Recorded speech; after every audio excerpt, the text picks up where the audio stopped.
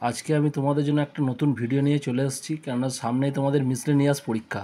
সেই মিসলেনিয়াস পরীক্ষাতে তোমাদের ইকোনমি থেকে যথেষ্ট কোশ্চেন থাকবে। সেই জন্য আজকে আমি প্রথম একটা ভিডিও নিয়ে এলাম ইন্ডিয়ান ইকোনমি অ্যান্ড যে ফিফথ প্ল্যান, অর্থাৎ যে ভারতের অর্থনীতি এবং পঞ্চবার্ষিকী পরিকল্পনা।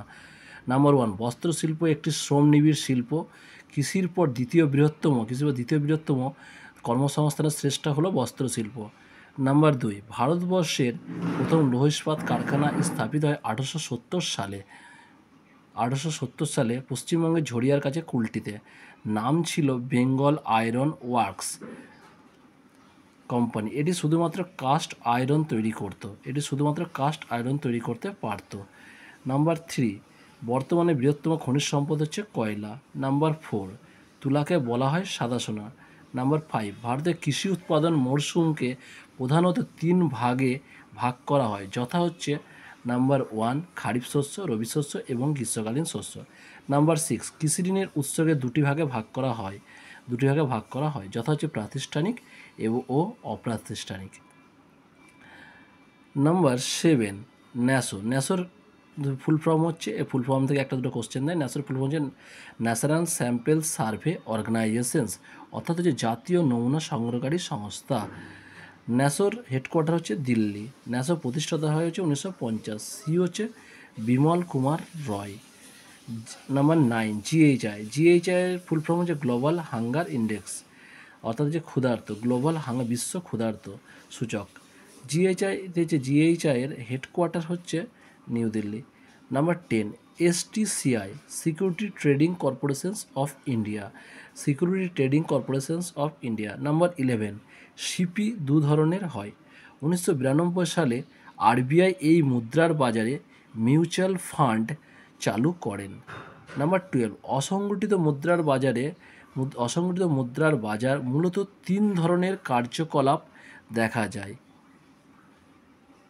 নাম্বার 13, নিধি প্রধানত দক্ষিণ ভারতে দেখা যায়। নাম্বার 14, 1956 সালে সিকিউরিটিজ কন্ট্রাক্ট নিয়ন্ত্রণ আইন অনুসারে। নাম্বার 15, ইনসাইডার ট্রেডিং কথাটি স্টক মার্কেটের সঙ্গে যুক্ত। নাম্বার 16, মুম্বাই ও জাতীয় স্টক এক্সচেঞ্জ, সারা দেশে মোট 23টি স্টক এক্সচেঞ্জ রয়েছে। এগুলি সেবি অনুমোদিত স্টক এক্সচেঞ্জ।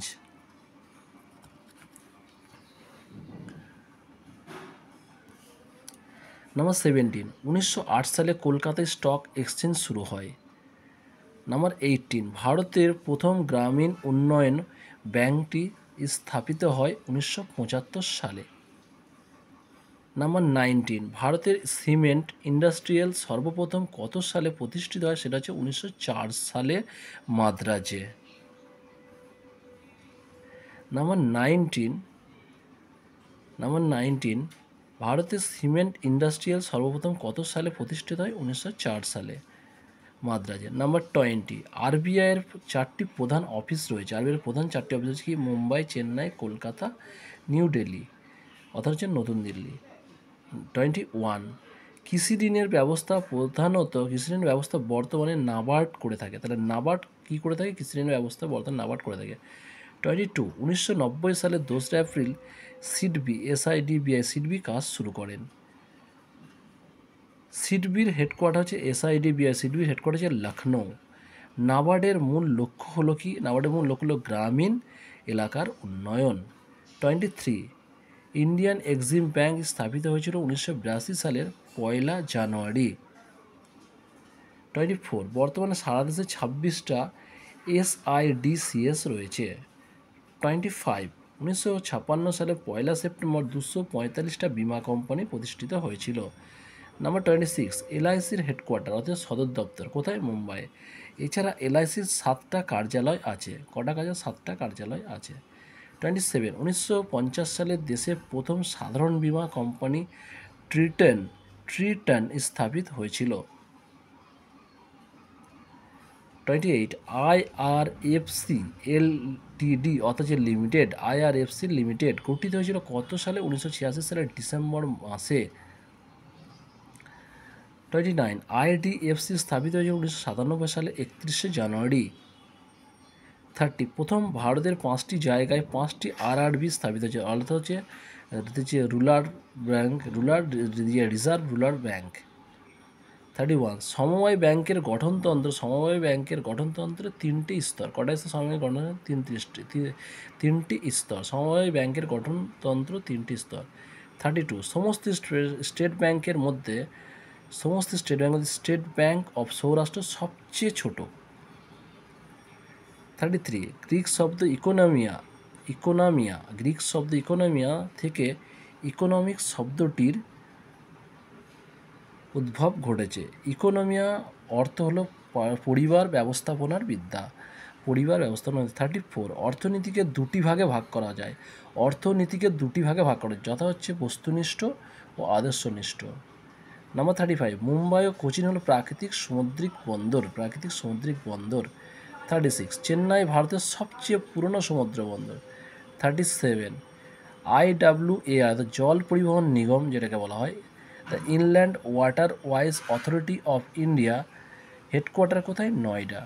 38 NDC নন স্ট্যাটিউটারি বডি গঠিত হয়েছিল 6 আগস্ট 1952 সালে।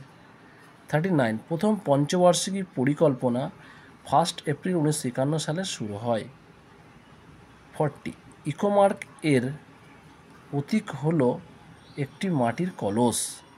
41 1985 সালের 16 ফেব্রুয়ারি গঠন করে যে সেন্ট্রাল গঙ্গা অথরিটি এর কাজ হলো গঙ্গা দূষণ রোধ করা। অর্থাৎ 41 কি 1950 সালের 16 ফেব্রুয়ারি গঠন করে সেন্ট্রাল গঙ্গা অথরিটি, এর কাজ হলো কি না গঙ্গা দূষণ রোধ করা।